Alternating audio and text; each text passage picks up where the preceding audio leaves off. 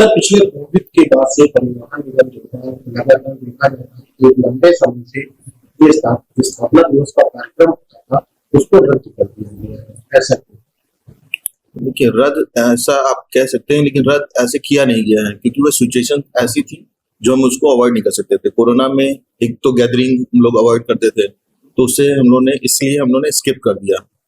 रहा एक लेटेस्ट जो था, उसमें आपने देखा होगा कि बालासोर में घटना हो गई उड़ीसा में, उसकी वजह से हमने स्किप कर दिया क्योंकि कई लोग उसमें से हताहत हो गए थे। अभी हम लोग ने हमारे जो कर्मचारी हैं, अधिकारी लोगों ने बहुत अच्छा काम किया ड्यूरिंग कुंभ, और हम लोगों ने 325 करोड़ लोगों को उनके गंतव्य तक पहुंचाया, यहाँ पे दर्शन, वहाँ पे स्नान कराए। इसको देखते हुए और हम लोगों ने बहुत अच्छा, अभी हम लोग का जो फाइनेंशियल ईयर में हम लोग 150 करोड़ के ऊपर से हम प्रॉफिट अर्न कर रखा है हम लोगों ने।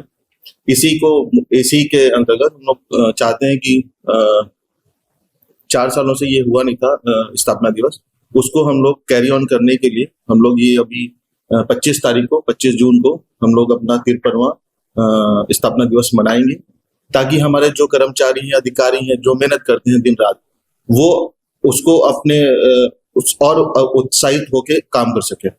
कुल मिला के 4 साल के बाद फिर से एक बार इसका शुभारंभ किया जी, ताकि हम ये होना चाहिए क्योंकि कंटिन्यूअस एक प्रोसेस है। हम हर साल आदमी काम करता है, उसको लगता है कि कुछ ना कुछ उसको मिलना चाहिए, अप्रिसिएशन मिलना चाहिए। इसी के अंतर्गत हम लोग ये स्थापना दिवस मनाने के लिए लगे हुए हैं। परिवहन निगम की आगे क्या नई रणनीतियां हैं और क्या परियोजना? सर, देखा जा रहा है कि उत्तर प्रदेश की जो रोडवेज बसें हैं, जिस प्रकार से पहले काफी गंदा स्थिति में चल रही थी और आज उसकी स्थिति पहले से काफी बेहतर देखी जाती है, लेकिन उसके बावजूद भी कई सारी बसें देखने को मिलती हैं जिसकी स्थिति काफी खराब होती है और एक्सीडेंट होने का कारण बन सकती है। इसको किस तरह परिवहन निगम देखते हैं?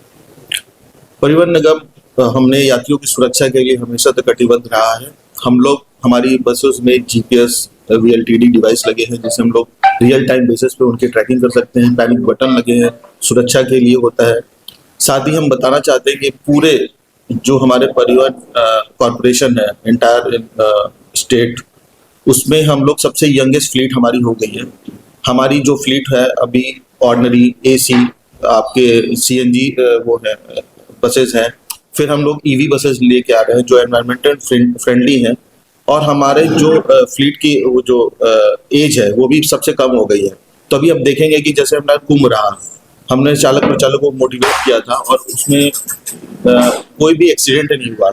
हम लोग सुरक्षा के लिए ही कटिबद्ध है। हमारे जो भी यात्री हैं, अपने जो परिवहन निगम में यात्रा करते हैं, वो अपने आप को सुरक्षित महसूस करते हैं। तभी हमारी यात्रियों की जो यात्रा करते हैं, हम लोग कम से कम सालाना हम लोग 50 करोड़ के ऊपर हम लोग यात्रियों को यात्रा कराते रहते हैं, वो भी सुरक्षित। हाँ सर, जिससे महाकुंभ का नाम हो रहा है, महाकुंभ उत्तर प्रदेश ने एक बड़ी सफलता हासिल की थी और कहीं ना कहीं देखा जाए तो गिनीज वर्ल्ड रिकॉर्ड तक नाम इसका पहुंचा था।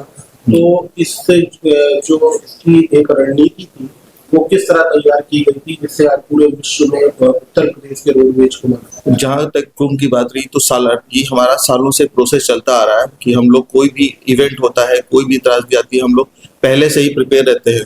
कोरोना काल आया, हम लोगों ने बहुत अच्छा काम किया, जिसमें माननीय CM साहब ने हम लोग को संकट का साथी कहा। साथ ही हम लोग को कुंभ का एक चैलेंज मिला जो 12 साल में आता है।